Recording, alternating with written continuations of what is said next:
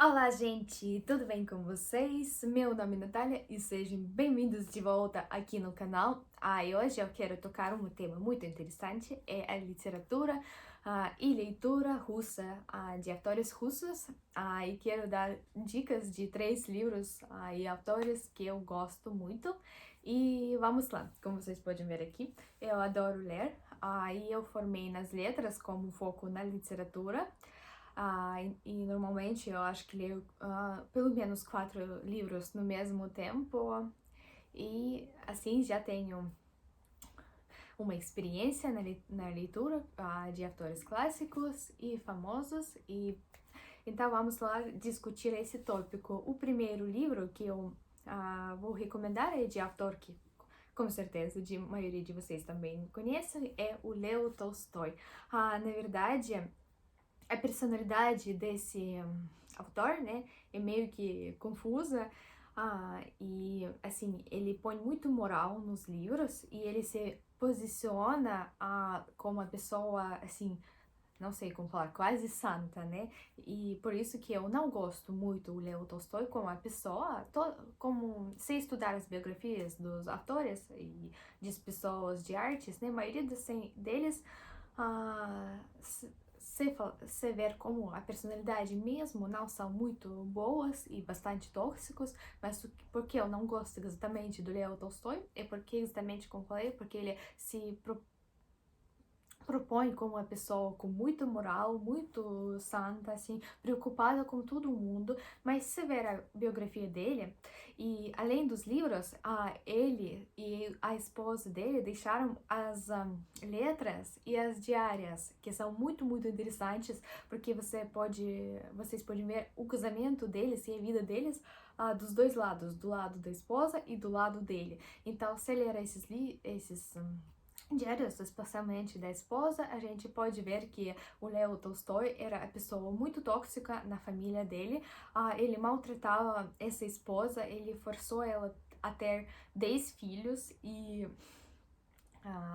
depois não quis cuidar desses filhos, dar educação e tal, e eles tinham muito briga, mas até assim, a esposa dele sempre ajudou no arte dele, aguentou tudo, e ela que ajudava. Então ela sempre ajudava ele a escrever, sempre apoiava ele nos artes e no caminho dele, e apesar de todos os maltratos que ela recebia, esse sucesso do Leo Tolstói e a produtividade dele é causado muito por ajuda da esposa dele. Então, o livro dele que eu quero recomendar é a Anna Karenina. E o que é interessante é que o próprio Leo Tolstói, como eu falei, ele tinha essa moral rígida dele, que ele mesmo não seguia, mas ele, assim, os livros dele, o propósito é que você segue o moral que ele quer, e essa Ana Karenina, a personalidade principal, a heroína principal do livro, foi muito julgada pelo próprio Leo Tolstói, ele achava que ela tá errada, mas eu, pelo contrário, acho que ela é muito certa, porque você ver a história dela, é a personalidade muito interessante e muito assim psicológica e profundo. O que é bom nas leituras russas, na literatura russa clássica, é que os livros são bem psicológicos e não tem personalidade boa ou ruim, normalmente são muito complexos, são muito vivos, como os lados bons e os lados ruins, como todos nós somos, né? E essa Ana Karenina, ela não encaixava o padrão rígido daquela época, esse padrão, né, que a sociedade força, e a vida dela não foi construída pelas escolhas dela, mas pelos esses pensamentos daquela época, pelos esses padrões, e enfim, ela não aguenta mais e ela tenta sair, tenta divorciar naquela época de século XIX, então não vou falar mais para não fazer um spoiler, né? Mas com certeza recomendo ler esse livro, que é muito interessante. E além disso, eu recomendo muito a adaptação no filme com Keira Knightley. Tem várias adaptações Ana Karenina também, e dos livros de Tolstói em geral, mas esse eu gosto muito porque eu adoro a Keira Knightley, acho que ela é muito boa nessas adaptações e livros históricos. Então, todos os livros que eu mencionei hoje e os filmes eu vou deixar aqui na descrição para quem será interessante. Então, esse autor foi o primeiro, o Leo Tolstói, e o segundo autor que eu recomendo é o Mikhail Bulgakov. Ele já é do século XX, e o que é muito interessante é que ele sofreu essa virada do regime, né, da Impéria Russa para a época soviética, essa opressão, né, do governo soviético, muita censura, muita assim ditadura, não tem liberdade para se expressar, e além disso, ele é de família muito tradicional, ele é de família de padre, e época soviética proibiu a religião, né, além de outras coisas, então a família dele é tradicional, que estava com essa cultura e bagagem das épocas anteriores, sofria muito nessa época, foi quebrado tudo, quebrada a casa deles, a vida deles, então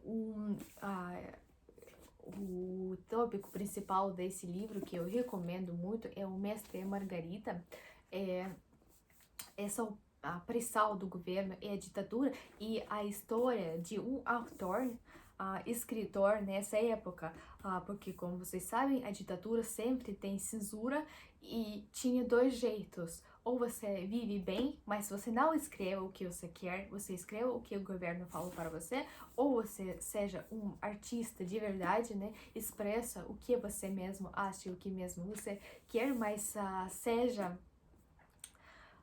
criticado e não apoiado pelo governo, e naquela época até podiam matar por isso, podiam mandar fora do país. Então essa história é a história desse autor que não queria seguir essas regras, ele queria escrever o que ele sente e o que ele quer, e por isso ele tinha a vida bastante pesada, e a comparação ele com aqueles autores que não têm dom, mas eram bem-sucedidos porque eles escreviam o que o governo mandava.